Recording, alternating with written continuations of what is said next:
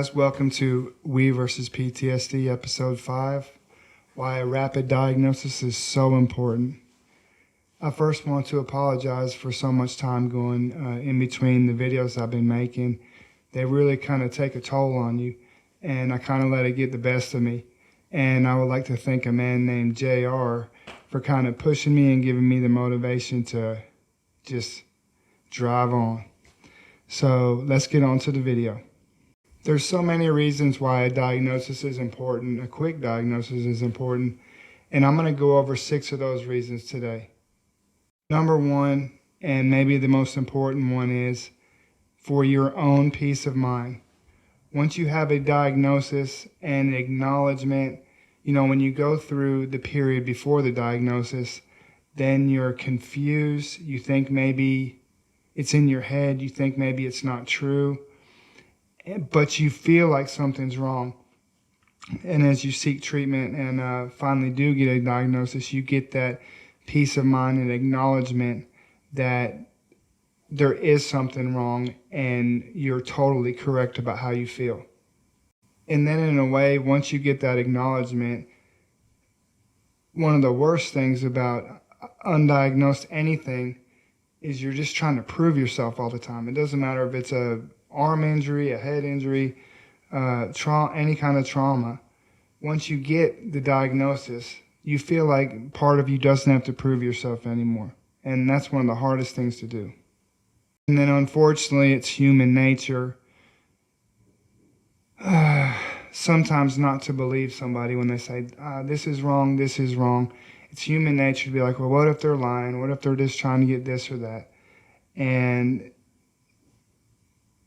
once you kind of get a diagnosis, then people can see, your family can see, your doctor can see, whoever can see, hey, this is what's really going on.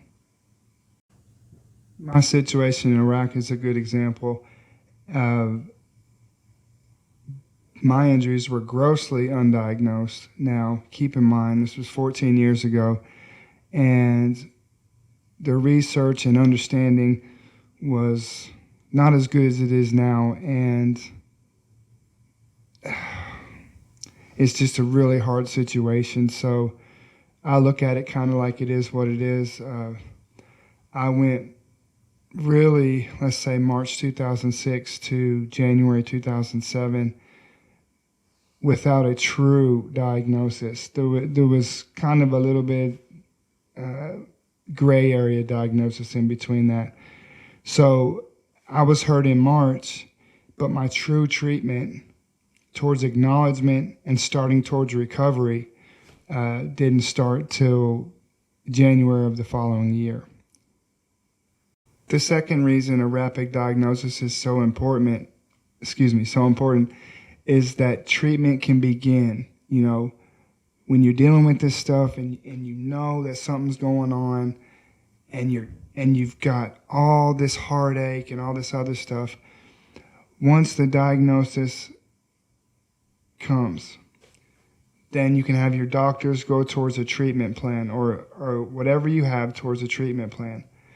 So then once the diagnosis happens, your treatment starts, and then instead of having this broad road that's like this, when you have a treatment plan, even though it's still going to be rough and things like that, it kind of brings it into like a 2-lane road where even though things might get really hard in that area, you're focused on and moving straight forward.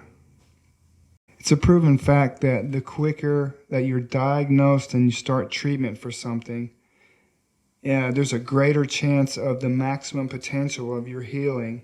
Let's say it's here, you can reach that. But if something happens to you and 8 months go by before you're even diagnosed and treated, the chances of you getting to that maximum level are greatly decreased.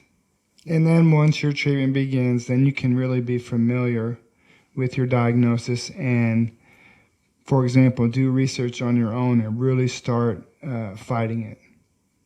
Number 3, if necessary, you can be put on medication. Now, medication is something that I'm going to cover in another video because all of you know that could be an infinite video. But sometimes medication can be very beneficial. There's also those times where it can be the opposite. And between honesty and communication with your doctor, you can try your best to figure that out. I've been dealing with similar medications for the last 14 years, and we figured it out a little bit, but would I sit there and say I've got it totally figured out and my medication regimen is in tune and working perfectly? Absolutely not. Now, just because you find out that medications may not be beneficial to you, that's necessarily not a bad thing. One thing that I've learned, especially in the last couple of years, is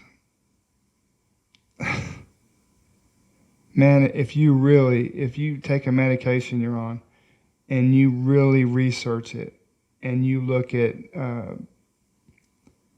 what it does as opposed to side effects and everything like that, especially some of these like bipolar medications or some of these stronger medications like lithium and things like that, the side effects are just, man. So then if you're taking that one and another one and another one and you got all these side effects going on, are they really beneficial? So some people that aren't too familiar with medications might have the impression, well, something's wrong, I need a medication. And if they don't get that, they might feel like they're not getting the best treatment. I can promise you that's not always true. Medication can be good. It's not always necessary, and medication can be bad. Number 4, a diagnosis will help you accept your trauma on some levels. Now, keep in mind, when I say accept, everyone's different.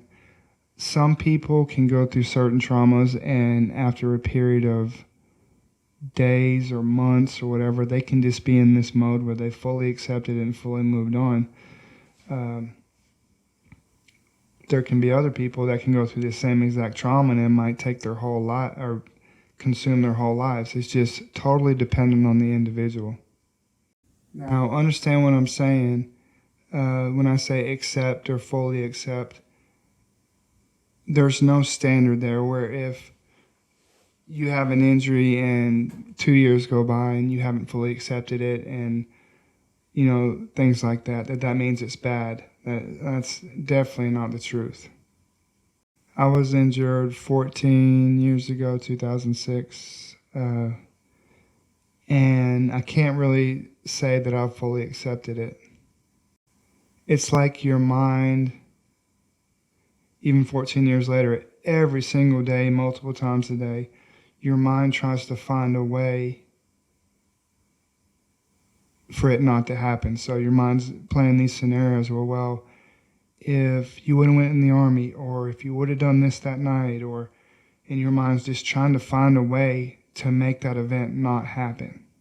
I've tried for these last 14 years to focus on accepting what happened and moving on, and I've tried many different ways and I've been unsuccessful so far. That doesn't necessarily mean it's a bad thing. It is what it is for now.